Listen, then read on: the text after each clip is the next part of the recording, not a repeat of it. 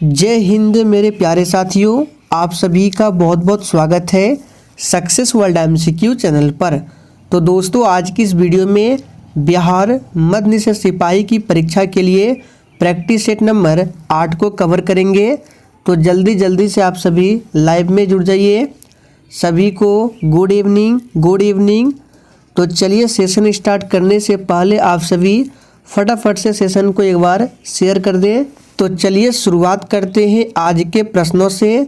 तो सबसे पहले हम लोग हिंदी के प्रश्नों को कवर करेंगे, फिर जीके जीएस और लास्ट में मैथ्स के प्रश्न रखे गए हैं।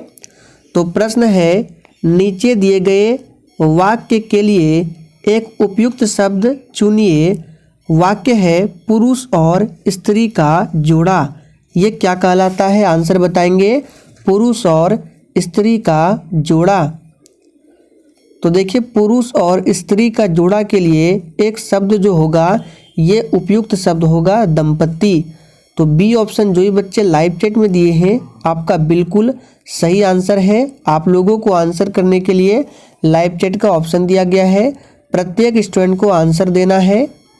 दूसरा प्रश्न है, निम्नलिखित में से किस वाक्य में अकर्मक क्रिया है? तो हमने आपको अकर्मक क्रिया और सकर्मक क्रिया के बारे में बताया था। तो देखिए, जिस वाक्य में कर्म की प्रधानता नहीं होती है उसी को अकर्मक क्रिया कहते हैं। तो सभी ऑप्शन को ध्यान से देखिए। राम पत्र लिख रहा है, इसमें राम क्या है? कर्ता है। लिखना आपका क्रिया हो गया, पत्र क्या है? कर्म है। तो यहाँ पे भी कर्म है। सी में देखिए, मदन गोपाल को हंसा रहा है, यहाँ भी गोपाल कर्म है। मैं बालक को जगवाता हूँ, बालक कर्म है। लेकिन ऑप्शन ए में देखिए, गेहूँ पिस रहा है, यहाँ पे देखिए कर्म कारक यानी कर्म नहीं है। तो ऑप्शन ए जो है ये अकर्मक क्रिया के उदाहरण है। तीसरा प्रश्न है, निज भाषा उन्नति है सब उन्नति को मूल, ये पंक्ति किसकी है? इस तरह के हिंदी के प्रश्न आपके एग्जाम में पूछे जाते हैं। बिल्कुल टॉप लेवल का प्रश्न है, आंसर बताएंगे। तो तीसरे का आंसर जो भी बच्चे भारतेंदु हरिश्चंद्र को दिए हैं, बिल्कुल सही जवाब है। रामधारी सिंह दिनकर को याद रखना है, राष्ट्र कवि कहा जाता है। आपसे पूछ सकता है एग्जाम में, राष्ट्र कवि किसे कहा जाता है? तो रामधारी सिंह दिनकर को। आगे देखिए, दिए गए 4 विकल्पों में से सही युग्म का अर्थ चयन कीजिए। एक है अली और दूसरा है आली। इन दोनों का अर्थ आपको बताना है। चलिए फटाफट से आंसर करेंगे और सेशन में आप लोग लास्ट तक बने रहें। पूरा सेशन को देखें और डेली क्लास को अटेंड करें। क्लास का टाइमिंग है डेली रात 8 बजे और दूसरा क्लास डेली रात 9 बजे और बीच में 8:30 बजे बिहार पुलिस के लिए प्रैक्टिस सेट होता है। तो चौथे प्रश्न का क्या आंसर होगा? तो देखिए, ये जो अली है इसका मतलब होता है सखी और ये जो आली है इसका मतलब होता है भौरा। तो देखिए, भौरा और सखी किस में दिया गया है? तो चौथे का आंसर क्या होगा? सी ऑप्शन, भौरा और सखी। ध्यान से सुन लीजिए, इस अली का मतलब है सखी। तो देखिए, इसका आंसर ये होगा बी, सखी और भौरा। ध्यान रखना है, ना कि सी होगा।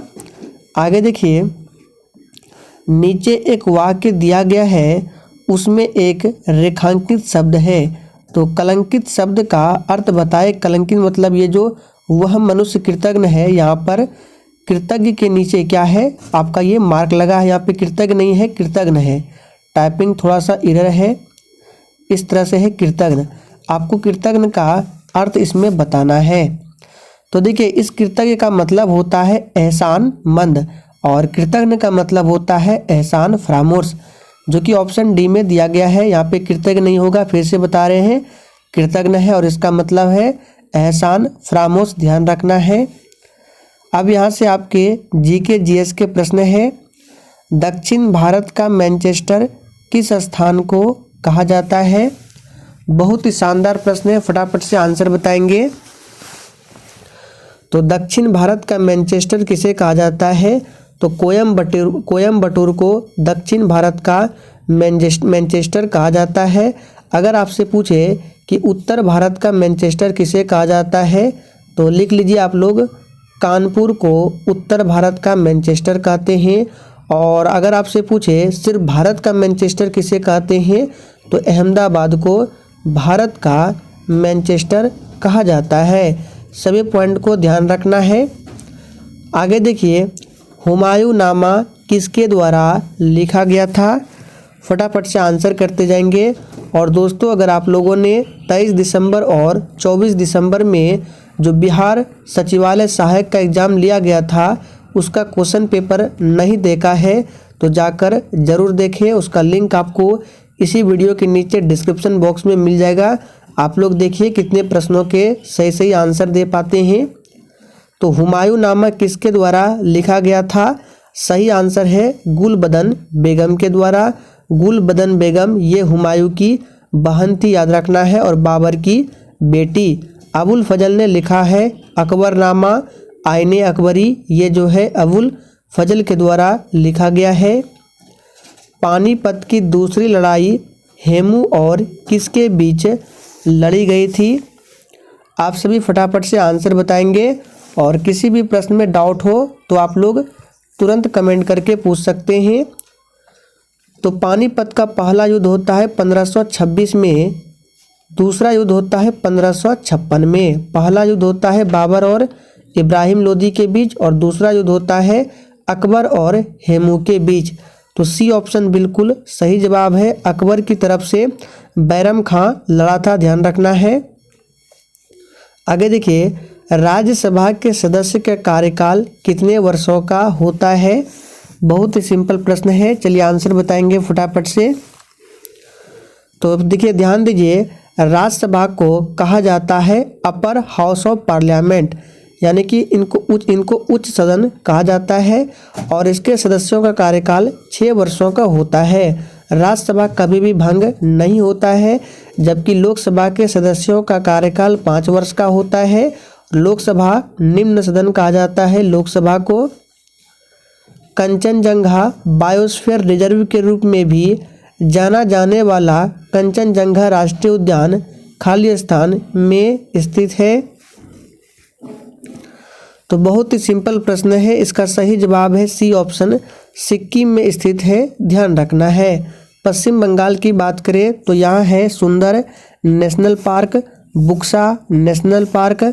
असम की बात करें तो Kaziranga national park, Manas national park, ये सभी जो है असम में है। इंडियन नेपोलियन शीर्षक खालिस्तान से जुड़ा हुआ है। फटाफट से आंसर बताएंगे।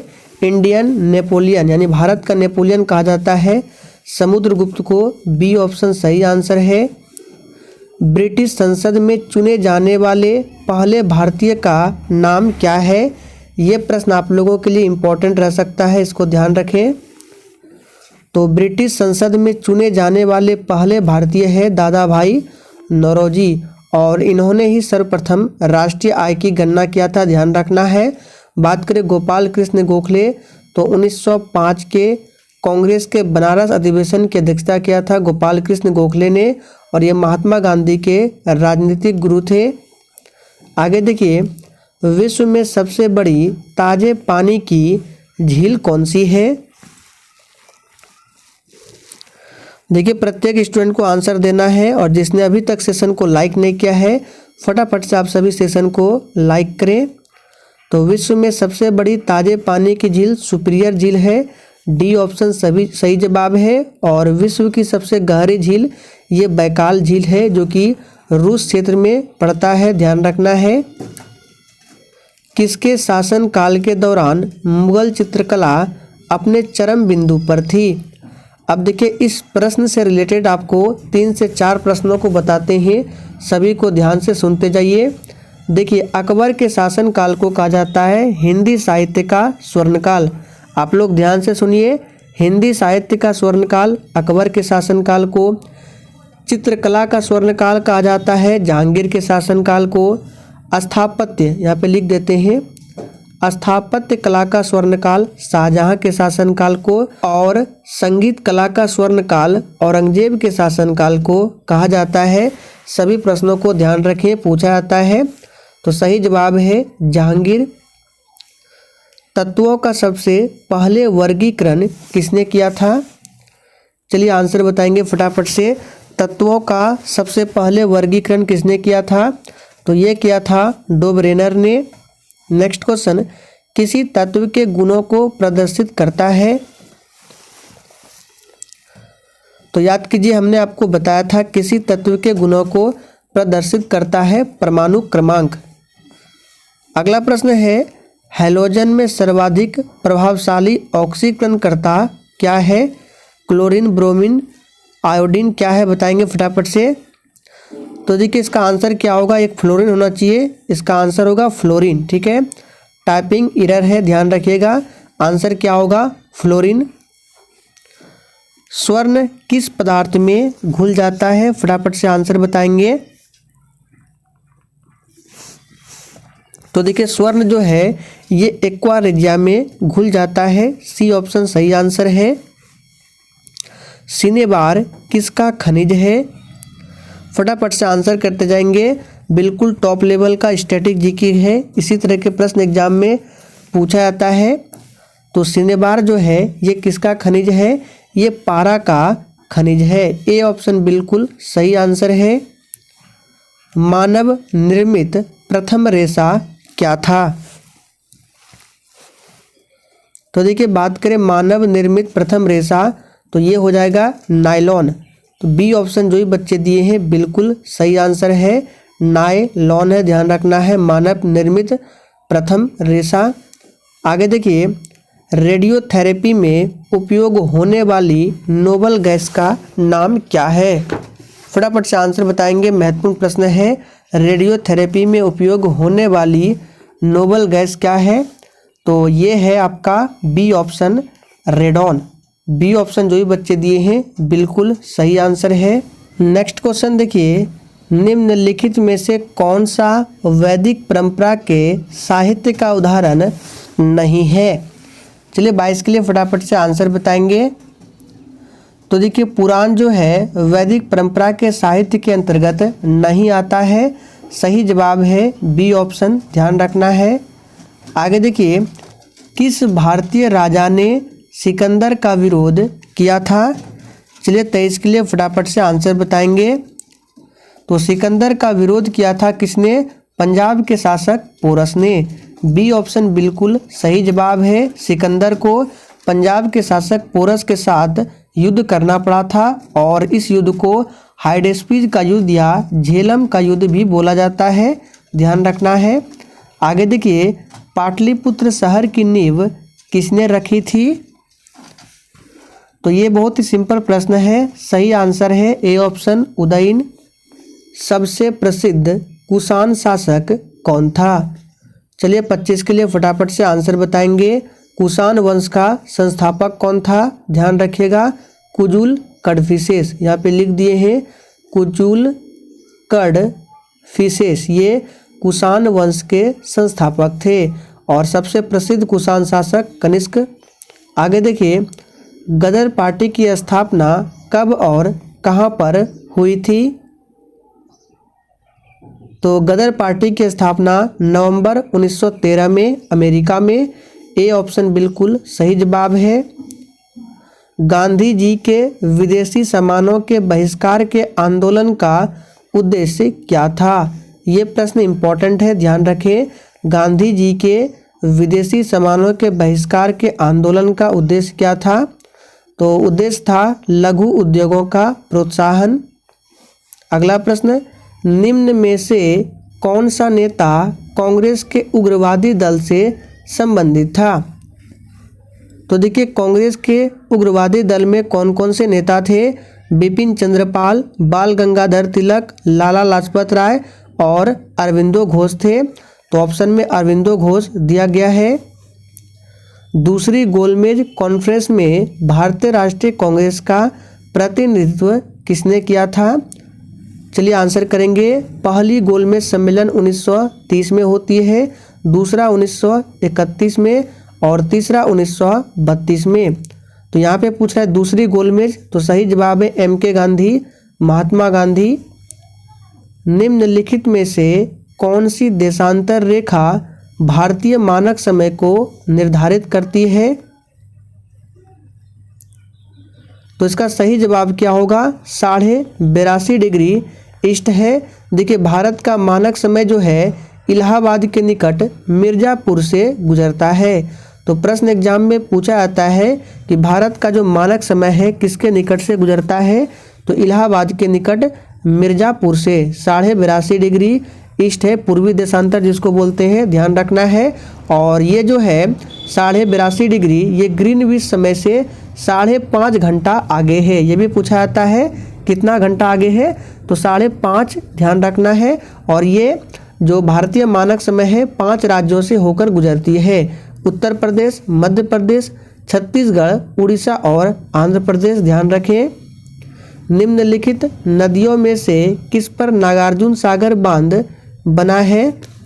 ये तो बहुत ही सिंपल प्रश्न है। नागार्जुन सागर बांध ये है कृष्णा नदी पर। ए ऑप्शन बिल्कुल सही जवाब है। बिहार में हिंदी साहित्य सम्मेलन की स्थापना कब हुई थी? तो बात करें बिहार में हिंदी साहित्य सम्मेलन की स्थापना ये होती है पटना में 1919 में। ए ऑप्शन इस प्रश्न का बिल्कुल सही आंसर है। पटना कलम शैली के कलाकारों में सबसे पहला नाम किसका लिया जाता है? तो देखिए पटना शैली के विकास 18वीं शताब्दी तक बना रहा और इस शैली में मुगल शैली तथा ब्रिटिश कला का प्रभाव था। इस शैली के महत्वपूर्ण चित्रकारों में पहला नाम आता है सेवक राम का। तो सही जवाब है C option. Next question, Bihar का सीतामढ़ी जिसे सीता जी की जन्मस्थली माना जाता है यहाँ कौन सा मेला आयोजित होता है? यहाँ होगा। चलिए आंसर करेंगे फटाफट से। तो देखिए इस प्रश्न का सही जवाब है ऑप्शन सी विवाह पंचमी मेला। ध्यान रखना है, विवाह पंचमी मेला का आयोजन होता है। बिहार राज्य में ऑपरेशन टोडरमल किस लिए चलाया गया था? फटाफट से 35 के लिए आंसर करेंगे। तो देखिए बिहार राज्य में ऑपरेशन टोडरमल भूमि सुधार तथा समुचित भूमि वितरण हेतु चलाया गया था। सही जवाब है ए ऑप्शन। इनमें से कौन यौगिक नहीं है? चलिए आंसर बताएंगे 36 के लिए। और जिसने अभी तक लाइक नहीं किया है फटाफट से सेशन को लाइक करें। तो इनमें से कौन यौगिक नहीं है? क्लोरीन गैस यानी कि Cl2 जो है ये तत्व है। क्लोरीन की इलेक्ट्रॉनिक संरचना क्या है? देखिए बात करें क्लोरीन जिसका संकेत Cl होता है, परमाणु क्रमांक 17 होता है और इलेक्ट्रॉनिक संरचना 2, 8 और 7। तो देखिए किस ऑप्शन में दिया गया है? 2, 8, 7 डी ऑप्शन में दिया गया है। तो इसका सही जवाब है डी ऑप्शन, ध्यान रखना है। चलिए आगे बढ़ते हैं। विद्युत अपघटन के नियम का प्रतिपादन किसने किया था? चलिए 38 के लिए फटाफट से आंसर बताएंगे। तो देखिए इस प्रश्न का सही आंसर है ऑप्शन सी माइकल फैराडे ने किया था। अगला प्रश्न, प्रकाश की गति किसमें अधिकतम होती है? ये तो बहुत ही सिंपल प्रश्न है। प्रकाश की चाल आप सभी जानते हैं, निर्वात में मैक्सिमम होता है कितना? 3 × 10⁸ मीटर प्रति सेकंड होता है। वे सूक्ष्म जीव जो सड़े गले पदार्थों को सरल पदार्थों में बदल देते हैं क्या कहलाते हैं? तो देखिए वे कहलाते हैं अपघटक या मृतजीवी परपोषी जीव। अगला प्रश्न, विषाणुओं का आनुवांशिक पदार्थ क्या है? तो देखिए विषाणु 2 प्रकार के पदार्थों से बने होते हैं, प्रोटीन और न्यूक्लिक अम्ल। न्यूक्लिक अम्ल या तो डीएनए या आरएनए। तो सही आंसर है डीएनए या आरएनए, बी नहीं होगा। देखिए यहाँ पे और है, प्रश्न को ध्यान से देखिए। जंतु शरीर में रुधिर बैंक क्या है? बिल्कुल टॉप लेवल का प्रश्न है, आंसर बताएंगे। तो जंतु शरीर में रुधिर बैंक क्या है? सही आंसर है तिल्ली बोला जाता है, जिसको तिल्ली या इसको स्प्लीन भी कहते हैं। अंग्रेजी में स्प्लीन भी बोला जाता है। आगे देखिए, डायस्टेज एंजाइम किसका पाचन करता है? चलिए 43 के लिए आंसर बताएंगे। तो देखिए ये जो है किसका पाचन करता है? स्टार्च का। बी ऑप्शन इस प्रश्न का बिल्कुल सही जवाब है। हमारे शरीर को ऊर्जा किससे प्राप्त होता है? चलिए 44 के लिए आंसर बताएंगे। तो देखिए हमारे शरीर की ऊर्जा की आवश्यकता जो है लगभग 50 से 75% मात्रा की पूर्ति जो है कार्बोहाइड्रेट के द्वारा हो जाती है। तो सही आंसर है कार्बोहाइड्रेट। प्रोटीन की कमी से क्वाशियोरकर नामक बीमारी होती है। सबसे अधिक प्रोटीन किसमें मिलता है? सोयाबीन में। निम्नलिखित में से कौन सा पादप कीटभक्षी नहीं है? चलिए 45 के लिए आंसर बताएंगे। कौन सा पादप कीटभक्षी नहीं है? तो ये है आपका कस्कूटा। ध्यान रखना है, डी ऑप्शन इस प्रश्न का बिल्कुल सही आंसर है। चलिए आगे बढ़ते हैं। अब यहाँ से आपके मैथ्स के प्रश्न है। पहला प्रश्न है 10 मीटर प्रति सेकंड को किलोमीटर प्रति घंटे में परिवर्तित कीजिए। बहुत ही सिंपल प्रश्न है और एग्जाम में भी इसी तरह के सिंपल प्रश्न पूछे जाते हैं। बस आपको बेसिक मैथ पता होना चाहिए। तो याद कीजिए, हमने आपको बताया था कि जब भी मीटर प्रति सेकंड से किलोमीटर पर आवर में जाना है तो आपको 18/5 से मल्टीप्लाई करना है, और जब भी किलोमीटर प्रति घंटा से मीटर प्रति सेकंड में जाना है तो 5/18 से गुना करना है। तो यहाँ पे मीटर प्रति सेकंड से जाना है किलोमीटर पर आवर में, तो 18/5 से गुना करेंगे 10 में, तो 10 गुना 18 और बटे 5, तो 5 से 10 को काटिए 2, यानी 18 दूनी 36। बी ऑप्शन अगर आपका आया है तो बिल्कुल सही जवाब है। आगे है, घनाभीय बॉक्स के 3 आसन्न फलकों का क्षेत्रफल दिया गया है 88 सेंटीमीटर स्क्वायर, 40 और 55 है। तो बॉक्स का आयतन ज्ञात करना है। तो सबसे पहले आपको मालूम होना चाहिए घनाभ का आयतन क्या होता है? L into B into H होता है। यहाँ पे 3 आसन्न फलकों का क्षेत्रफल है, यानी कि एल बी दिया गया है 88, दूसरा देखिए बी एच दिया गया है 40, एच एल दिया गया है 55। अब देखिए आप तीनों को मल्टीप्लाई कर दीजिए। तो तीनों को अगर मल्टीप्लाई करेंगे तो क्या आएगा? देखिए ये आएगा L square B square H square. आप लोग करके देख लीजिएगा, तीनों को अगर मल्टीप्लाई करेंगे तो ये आएगा, और इधर भी आपको तीनों को मल्टीप्लाई करना है। तो चलिए लिखते हैं फिर से। तो यहाँ पे होगा इस तरह से L square B square H square बराबर 88 गुना 40 और गुना 55। अब यहाँ से आपको एल बी एच का मान निकालना है, तो अंडर रूट में हो जाएगा। तो 88 को आप लिख सकते हैं 11 गुने 8, 40 को लिख सकते हैं आप 8 गुने 5, और 55 को लिख सकते हैं 11 गुने 5। तो देखिए 2 11 है, 2 8 है, यानी कि डबल जोड़ी में है, सब एक जोड़ी में है। तो इसका आंसर क्या होगा? 11 निकल जाएगा, 8 भी बाहर आएगा और 5 भी बाहर आएगा, यानी 8 पंचे 40 गुना 11 करेंगे तो 440, और हमको आयतन निकालना है LBH। तो सही आंसर इसका है बी ऑप्शन 440। आगे है, एक व्यक्ति 1470 में एक वस्तु खरीदता है और उसे 16.66% का लाभ अर्जित करता है उससे। तो वस्तु का आपको SP बताना है, यानी विक्रय मूल्य। बहुत ही सिंपल है, आप लोग सॉल्व करके आंसर बताएं। चलिए हम इसको सॉल्व करते हैं।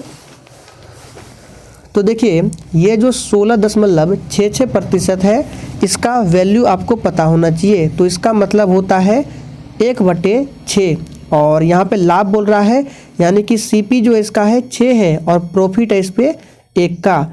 तो देखिए यहाँ पे देखिए CP कितना दिया है एक्चुअल में 1470, लेकिन यहाँ रेशियो में CP 6 है। तो हम क्या करेंगे, 6 रेशियो का वैल्यू है 1470, तो यहाँ से 1 रेशियो का वैल्यू निकालेंगे। तो 1470 और डिवाइड 6 करेंगे, हमको निकालना है विक्रय मूल्य। तो देखिए सीपी है 6, प्रॉफिट है 1, तो एसपी कितना होगा, तो एसपी होता है सीपी प्लस पी यानी क्रय मूल्य जोड़ लाभ होता है। तो एसपी आ जाएगा यहाँ से आपका 7, 6 में 1 जोड़ेंगे 7 हो जाएगा। तो आपको 7 रेशियो का वैल्यू निकालना है। तो 1470/6 गुना 7। आप इसको सॉल्व कर दीजिए, आपका आंसर आ जाएगा कितना, तो 6 से काटिए इसको तो आ जाएगा ये 245, और 245 को 7 से अगर मल्टीप्लाई करें तो ये आ जाएगा आपका 5171 1715। देखिए ऑप्शन ए में दिया गया है, तो ध्यान रखें। देखिए ये सभी बेसिक मैथ है। आगे देखिए, यदि 1 क्यूब 2 क्यूब प्लस 3 का क्यूब प्लस 4 का क्यूब ऐसे करके 10 तक दिया गया है, इसका वैल्यू है, आपको इसका निकालना है। तो सबसे पहले सभी का आप क्यूब को सॉल्व कीजिए। तो देखिए 1 का क्यूब हो जाएगा 1, 2 का क्यूब 8, 3 का क्यूब 27, 4 का क्यूब 64, और इस तरह से आपका कहाँ तक है, 10 का क्यूब यानी 1000 तक है। और उसके नीचे इसका क्यूब लिखिए, 2 का क्यूब क्या होगा 8 होगा, फिर यहाँ पे 4 का क्यूब क्या होगा 64 होगा, 6 का क्यूब क्या होगा, 6 का क्यूब 216 होगा, और ऐसे डॉट करके यहाँ पे 20 का क्यूब 8000 है। ठीक है, और इसका वैल्यू आपको दिया गया है, ऊपर वाला का वैल्यू 3025। तो यहाँ पे देखिए कितने पे इसमें मल्टीप्लाई किया गया है, यानी 1 पर 1 से अगर 8 पे आते हैं तो इसमें 8 से मल्टीप्लाई करना पड़ेगा। 8 से 64 पे आएंगे, इसमें भी 8 में, और 27 से 216 में आएंगे तो इसमें भी 8 से, यानी कि ये जो है 8 के मल्टीप्लाई पर है। तो इसका जो वैल्यू दिया गया है इसमें भी हम क्या करेंगे, 8 से मल्टीप्लाई कर देंगे। या लास्ट में देख सकते हैं ये भी 1000 और यहाँ पे 8000 है, 8 गुना है, तो 30-25 में आप 8 से मल्टीप्लाई कर दीजिए तो आ जाएगा 24200। तो बी ऑप्शन इसका सही आंसर है।